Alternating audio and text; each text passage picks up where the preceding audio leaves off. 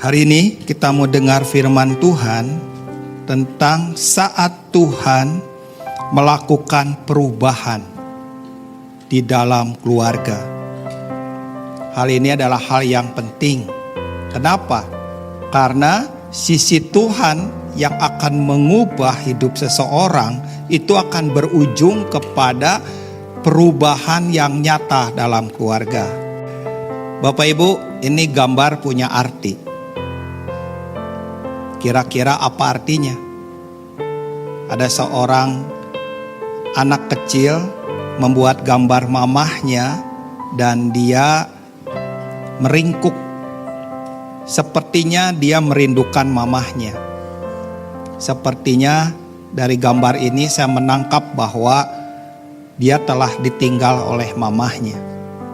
Saya punya satu cerita bagaimana seorang anak ditolak oleh mamahnya tidak sama dengan anak yang ditolak oleh ayahnya.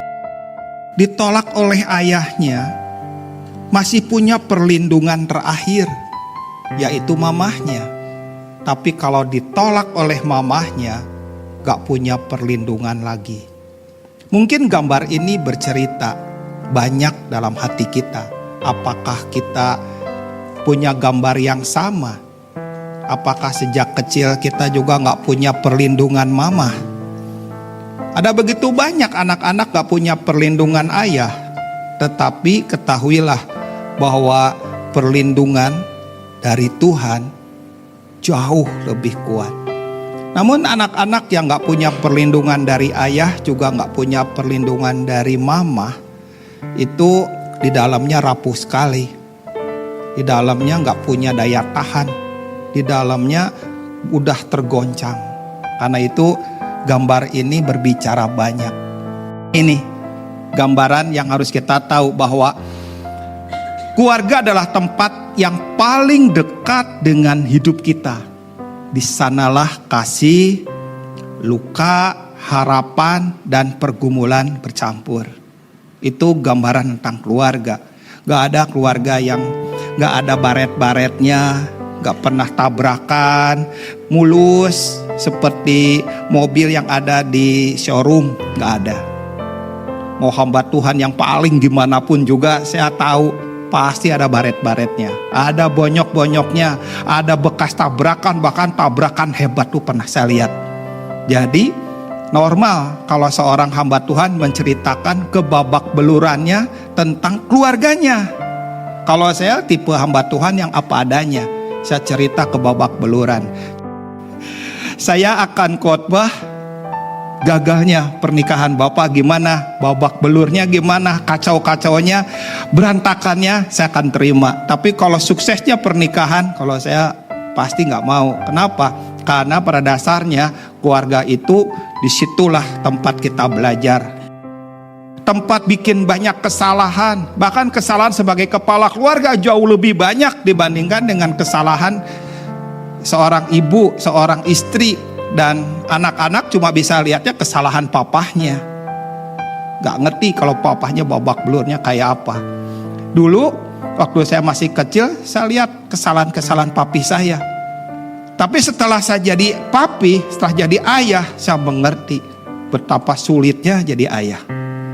Gak ada latihan jadi ayah, gak ada didikan pelajaran jadi ayah, gak ada. Kalau ibu-ibu dari kecil sudah mainannya boneka, ayah gak pernah latihannya jadi ayah. Apa sih pelatihan jadi ayah? Kita dari kecil anak laki-laki main bola, senapan, mobil-mobilan. Kalau ibu-ibu waktu masih kecil main boneka, masak-masakan, gendong-gendongan, nyisir bonekanya, disisirin, dipitain, ya kan? Kan beda. Ibu wanita tuh dari kecil sudah punya DNA nanti akan menjadi seorang ibu.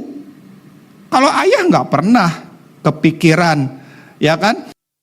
Nah di sini banyak keluarga tampak baik dari luar, apalagi di kalangan pelayanan seperti ini. Orang menjaga nama baik, nama keluarga besar dan sebagainya, dan itu benar-benar menjadi sorotan bagi setiap kita.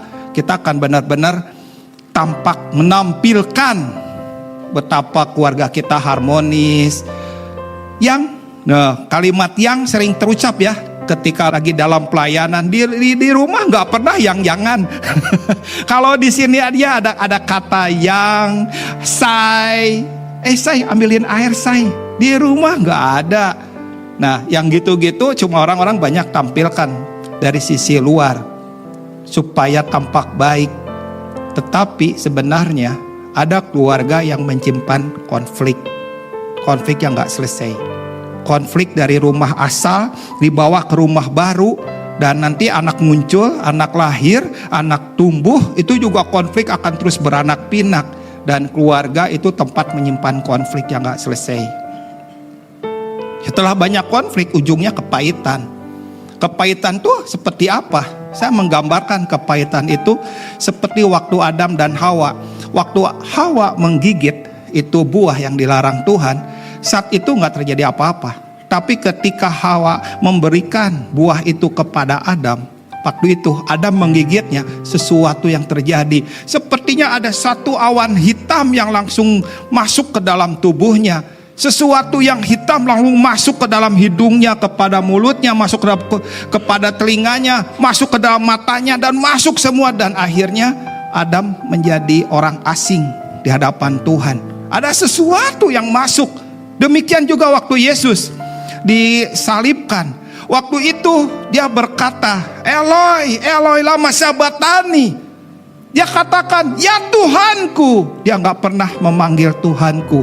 Dia manggil Bapaknya, ya Bapa. Tapi hari itu Yesus disalib berkata, Tuhanku, Tuhanku, mengapa kau tinggalkan aku? Kenapa Yesus berkata kepada Bapaknya, Tuhanku? Karena saat itu posisinya dia sebagai orang berdosa. Dosa seluruh umat manusia tertumpah ke dalam tubuhnya. Saat itu dia berseru. Dan penderitaan yang paling menyakitkan bagi Yesus bukan di Getsemani, bukan ketika dia dianiaya, waktu disiksa, waktu memikul salib atau dipaku, tapi ketika Bapaknya memalingkan wajahnya daripadanya. Itu menyakitkan sekali. Itu yang membuat Yesus meninggal.